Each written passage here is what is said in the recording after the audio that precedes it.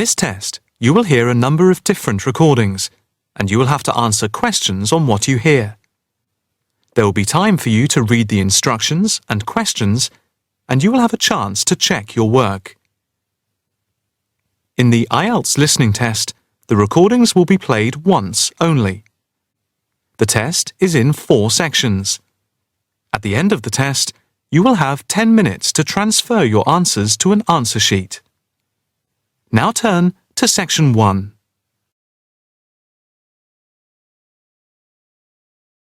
Section 1. You will hear a male student talking to a union representative about placing an advertisement to sell a laptop. First, you have some time to look at questions 1 to 5.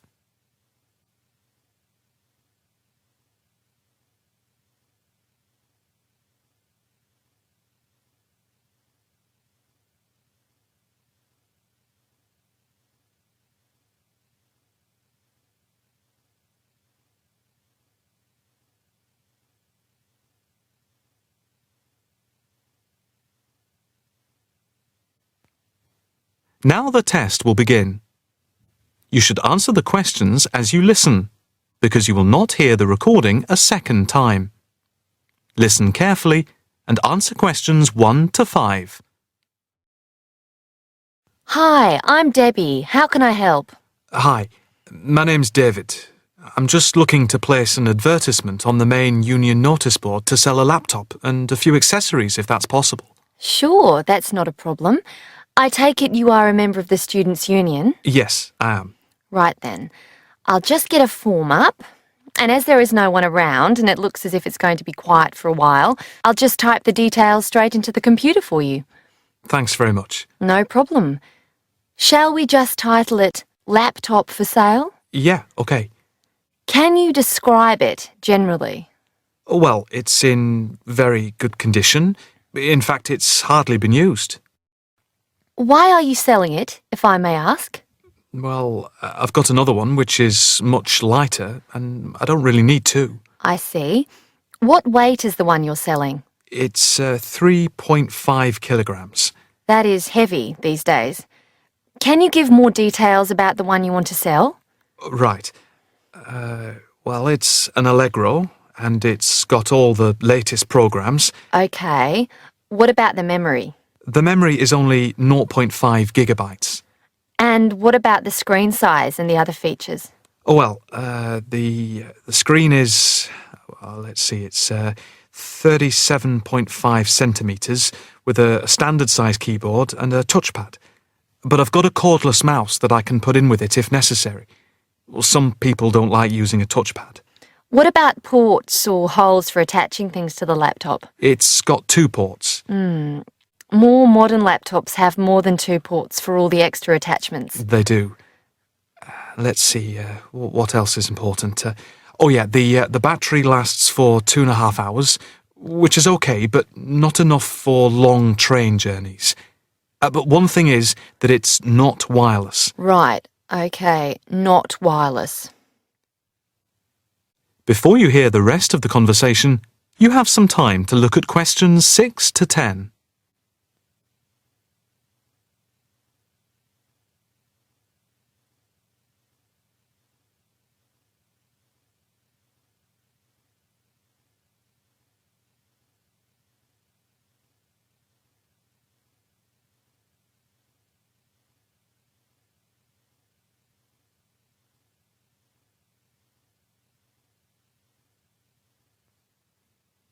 Now listen and answer questions 6 to 10. Anything else I can put on the advertisement? There's a webcam built at the top of the screen, and I can throw in a printer, a scanner, and headphones, which I got with it in a special deal. It also comes with its own case for carrying it around. Actually, the case is quite smart. I'm hoping these things will help it sell. They should do. Right, I think I've got all that. How much do you want for it? That I'm not sure about. It's worth about £900 to £1,000 new. Yeah, but you won't get that much if it's used, and even if it's in good condition. What about £500? I doubt if you'd get as much as that. More like £200 or £300. If you look at the notice board, there is one on there which is comparable to yours, and it's not more than about £250, I think. As little as that? I'm afraid so. Shall we say £300? OK, put that. Can I take some contact details for the advert? The name's David Bristow. BRISTOW.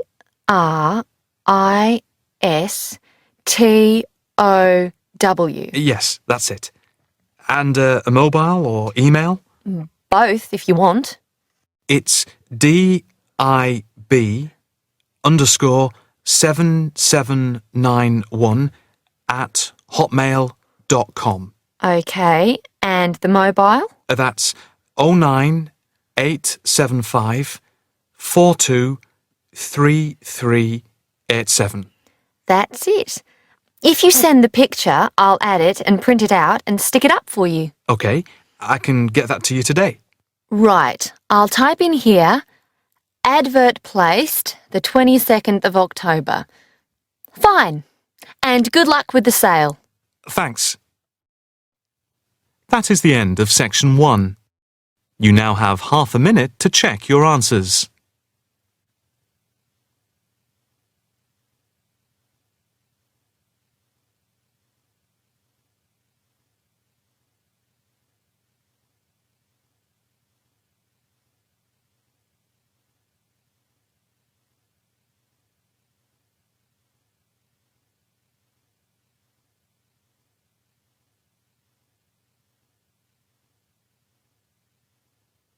Now turn to section 2.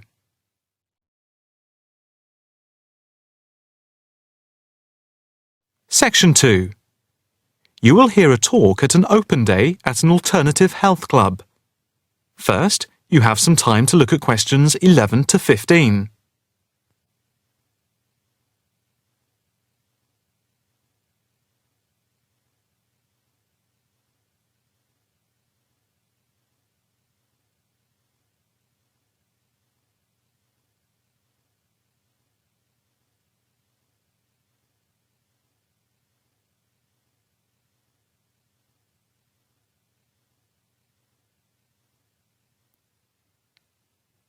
Now listen carefully and answer questions 11 to 15. Good morning and welcome to the open day of our new alternative health club here at Chelsea Bridge. I have to say it is very pleasant to have so many people turn up. My name is Harry Wilkinson and I work as one of the 9 permanent staff members employed here at the club. The main aim of the open day is to give you a quick tour of the building. But before we do that, I'd like to introduce you to a few people employed at the club. Not all of us are here at the same time. In case you need to contact any of us, our contact details are here on the notice board below the photographs. First of all, this is Sean Bond, who is the technical manager, and his job is to supervise equipment like computers and all the electrical equipment. And this is Margaret Lloyd. Her main function is to oversee training, and she is therefore in charge of all the full and part-time therapists. The next important person I need to introduce you to is James Todd. He is our liaison officer. What he does is manage bookings for the club rooms and equipment, as they are open to different organizations, from the local college to corporate clients like banks and so on. Last but not least is our physiotherapist, Edward Marks, who works part-time Monday, Wednesday and Friday. Edward plays an important part in the life of the club. His main role is to prevent injuries. Before you hear the rest of the talk, you have some time to look at questions 16 to 20.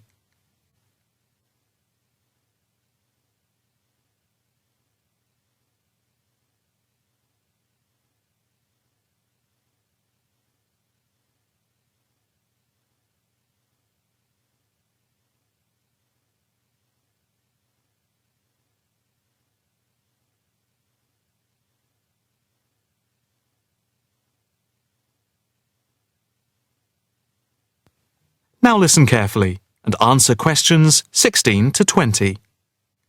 Now for the various amenities. You see that the club has quite a large capacity and is arranged over 3 floors. There is a lift by the reception and the stairs. On the ground floor there are 2 large halls which are used for yoga, tai chi, Pilates, and dance and fitness classes for different age groups, with a shop and cafeteria over here. On the first floor we have a full range of fitness machines, which are available in the large central hall, around which there are various offices. The changing rooms are also on this floor.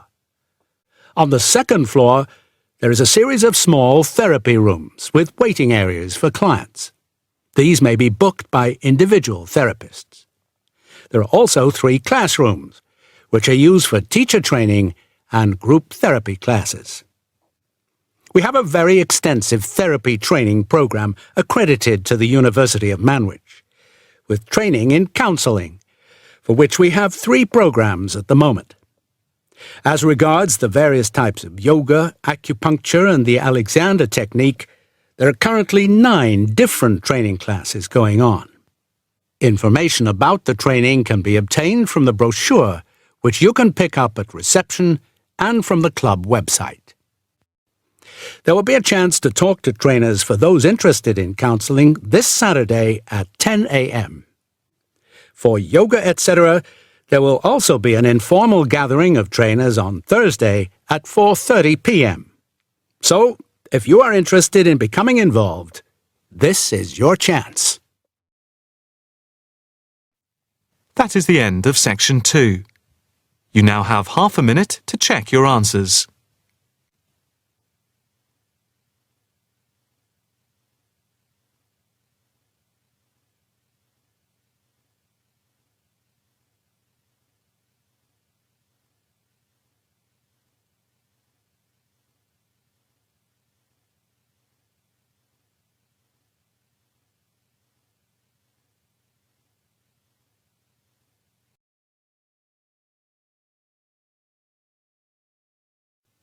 Section 3.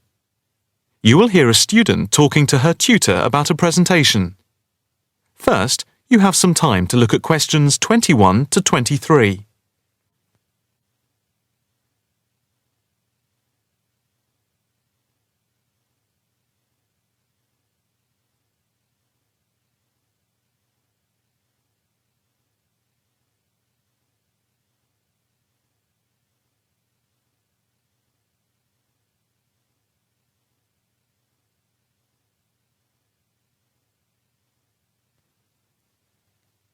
Now listen carefully and answer questions 21 to 23. Excuse me, Dr. Owen, Oh, hello, Karen. Have you got a few moments? Yeah, sure. How can I help you?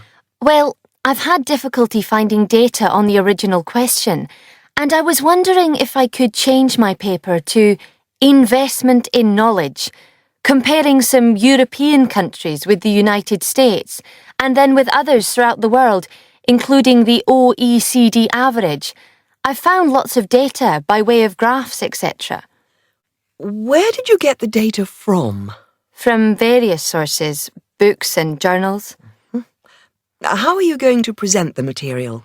I am going to use the electronic whiteboard as suggested and do a blend of graphs, pictures, text and podcasts to illustrate my presentation. It sounds very impressive. Yes, let's hope the whiteboard works. But I'm also going to have a PowerPoint presentation for a backup, just to cover myself.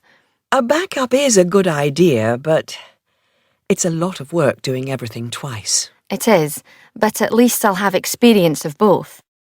Before we talk about how to use the data I've selected, could you give me the names of a few websites I should look at for more specific background material? When you type in anything to do with knowledge, there are millions of sites listed.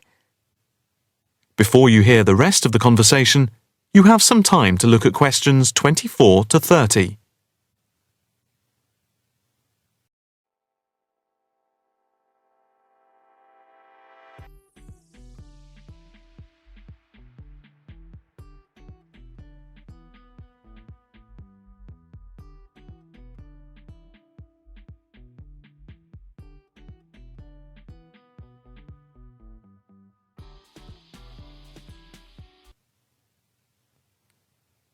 Now listen carefully and answer questions 24 to 30.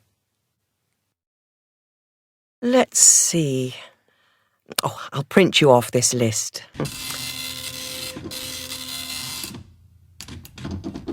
Oh, there we go. Right.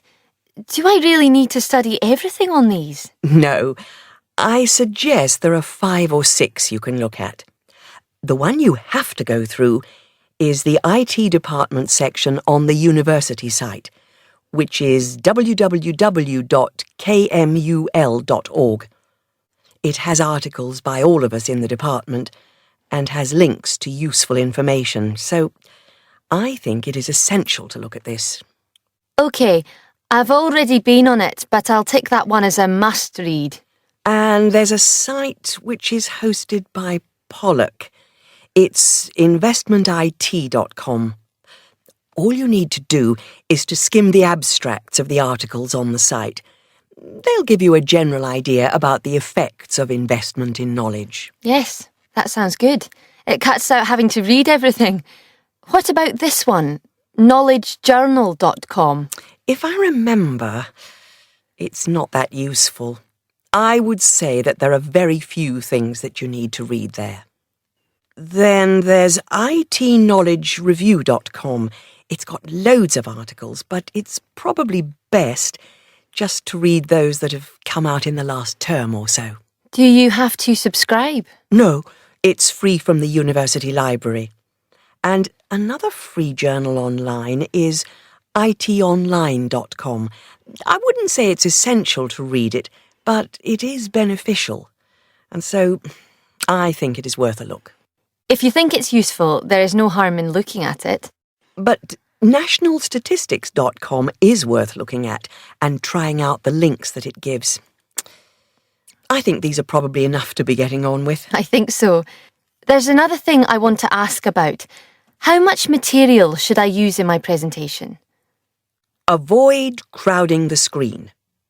If you have lots of information at one time, people will not be able to follow it and will just switch off. That's worth remembering. I've been in lectures where there was too much detail on the screen and it was impossible to read quickly. But what about visuals? Do you think it's okay to mix visuals and text? Visuals are very useful, but they must be relevant, or else people will get confused about what they mean and why they are there, and they won't pay attention to what you are saying. So be careful. From what I can see, you have the makings of a very good presentation. Thank you. That is the end of section 3. You now have half a minute to check your answers.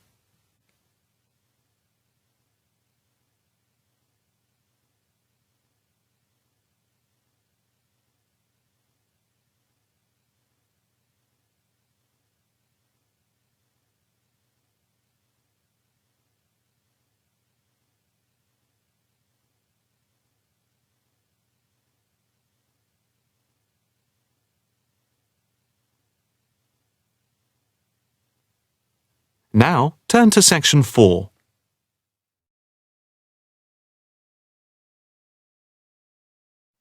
Section 4.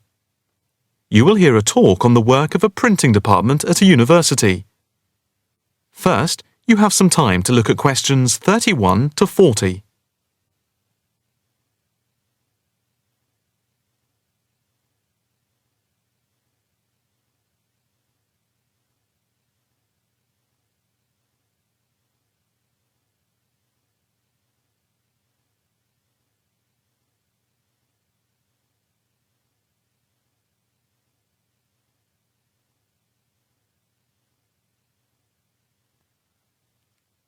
Now listen carefully and answer questions 31 to 40. I am here to give you a brief outline of the work of this new department. The Department of the Printed Word has a very short history, having been created just 10 years ago. Some statistics to start with. The first intake of undergraduate students consisted of 20 students, which rose to 37 in the second year. And we now have about 50 in the first year, doing a wide range of courses, full and part-time. We have a thriving research department, with 17 students on the taught MA course and 7 students doing research full-time. In all, we have 9 full-time lecturers and 16 part-time lecturers who work mainly but not exclusively in our evening department.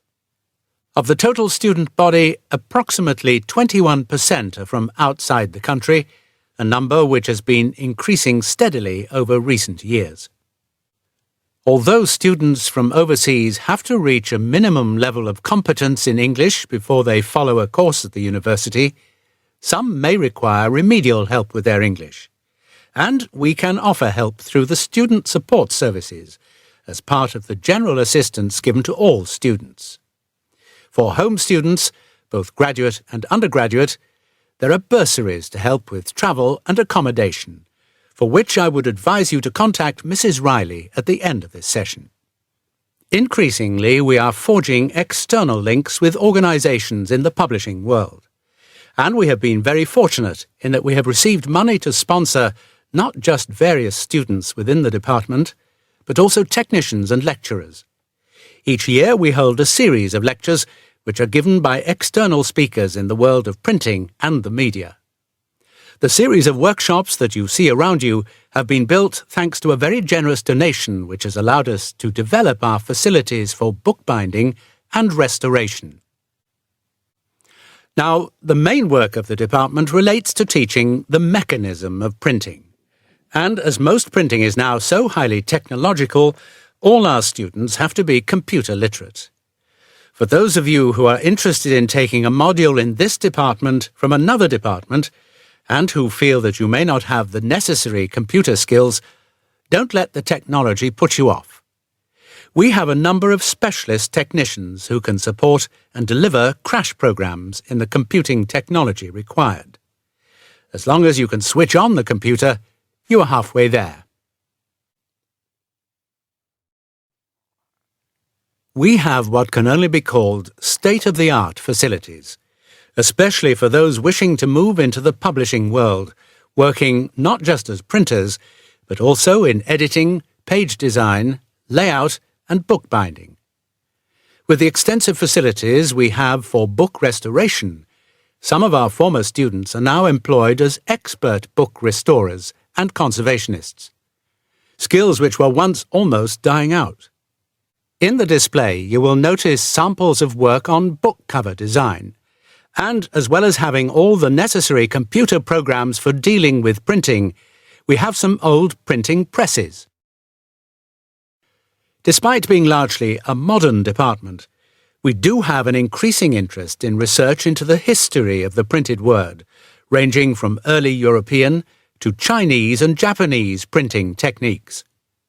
We have in fact some very well-known experts on early printing in Europe in the 15th and 16th centuries. If this area appeals to you, you can talk to Dr. Fred Clare afterwards. From China, we're lucky to have as a visiting lecturer Dr. Yu, who is an authority on early Chinese manuscripts and printing machines. If you are thinking about doing a module with us, or you are interested in doing research after you have finished your first degree, the person to talk to is Professor Clarkson, who will be able to give you all the details. For postgraduate research, you should really be thinking about applying now, even though we are only in December, as the department now attracts large numbers of people, and we always have many applications for each research position. That is the end of section 4. You now have half a minute to check your answers.